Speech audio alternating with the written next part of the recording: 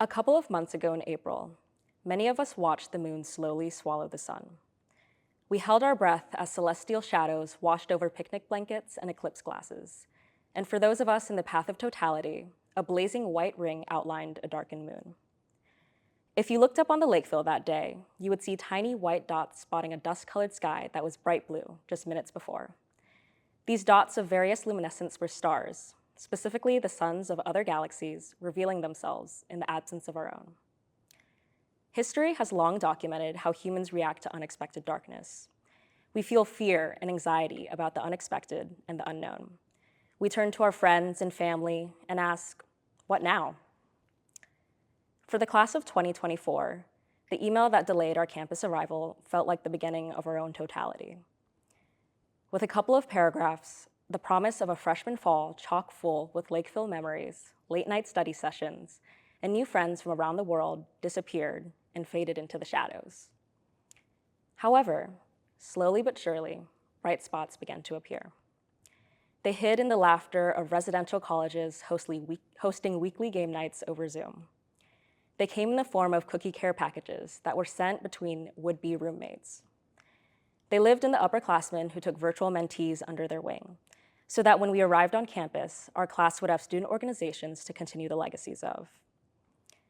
We wouldn't be here without the professors, teaching assistants, and staff who went the extra mile to make us feel included, even from behind a screen. The academic foundation that was set virtually our freshman year was clearly strong, evidenced by the people gathering for commencement this year. Welcome and congratulations to all the undergraduate and graduate students and honorary degree holders gathered here today. We wouldn't be here without each other or the family and friends who supported us on our journeys. I'm truly thankful for the community members who kept our class tethered to Northwestern that year, despite the circumstances that kept us apart. For those of us who spent freshman year half a world away, this made all the difference. In my case, this meant starting classes at 2 a.m. in Singapore and attending discussion sections in between midnight snacks. I have to admit that as I looked up at the sky during totality, a small voice in the back of my head wondered about whether the sun would return.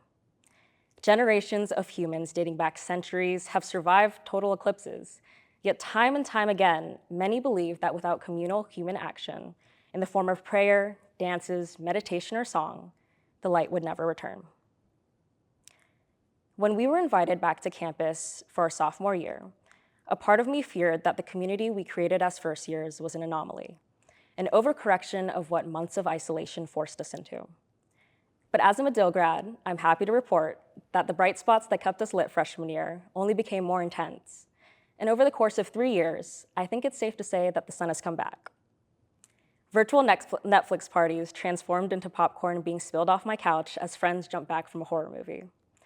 Cookies that used to be sent through the mail are now hot and fresh out of the oven, ready to be gobbled down at the next club meeting in University Hall. And unfortunately, those virtual study sessions that we had seem to have only gotten longer now that we do them in person, regardless whether in Mudd, Deering, or main libraries. I've seen the vibrancy of our class only grow stronger in the gardens we've planted on South Campus and the a cappella songs that reverberate in Alice Millar. Yes, my classmates who excel at national robotics competitions and memorize sheets upon sheets of music are impressive on paper. But our class's true strength lies in the way we support and uplift each other. A common misconception about solar eclipses is that totality, which is when the moon completely covers the sun, means total darkness. But during one of the rarest and most beautiful space phenomena, Mother Nature likes to remind us that even in the absence of the brightest source of light, there are places and people you can look to for guidance and community. It's the people you laugh with at Joy E, the people you cry with when you finally finished your last exam, and the people you'll miss the most when it comes time to leave this cherished institution. Looking to your left and right, these people are the bright spots who helped our class to this moment. If I've taken one thing away from my 4 years here, it's that in community, the darkness is temporary. Thank you, and congratulations to the class of 2024.